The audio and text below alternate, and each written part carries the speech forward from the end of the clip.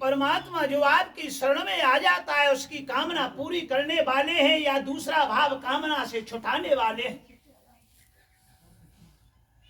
सुरधेनु कल्पतर हे परमात्मा आप कल्प वृक्ष के समान हैं और भैया कामधेनु के समान हैं।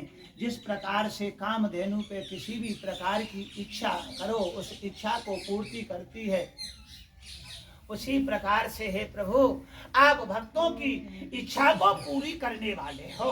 वैसे तो भक्त की इच्छा होती ही नहीं है, क्यों? यही तो अंतर होता है प्रेम में और प्यार में।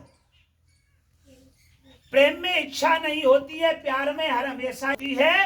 प्यार संसार से जुड़ा होता है और प्रेम परमात्मा से जुड़ा होता है। हो प्रसन्न दीजिए प्रभु यह वर। यहां बड़ी सुंदर बात है, हे परमात्मा प्रसन्न होकर के देना। क्यों? हमने आपसे कोई वस्तु मांगी और आपने प्रसन्न होकर के हमें नहीं दी, वो वस्तु हमारे यहाँ पूरा काम नहीं करेगी।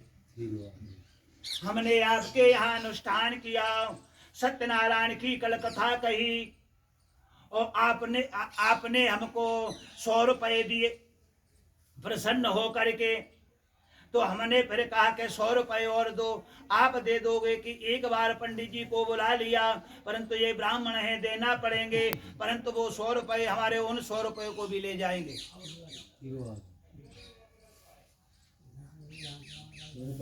प्रसन्न होकर के दो।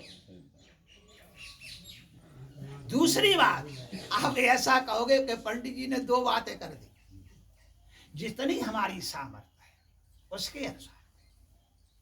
हमारी सामर्थ्य 10 लाख लायक है और हम कहीं कन्या के विवाह में 1 लाख देते हैं, तो ये भी बात हमारी ठीक है।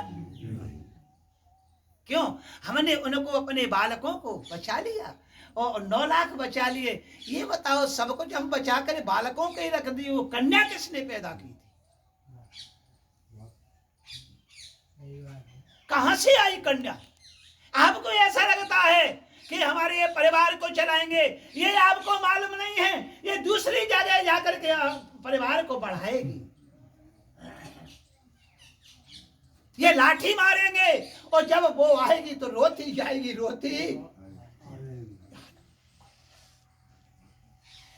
कह रहे हैं कि हे प्रभु प्रसन्न होकर के वरदान देना।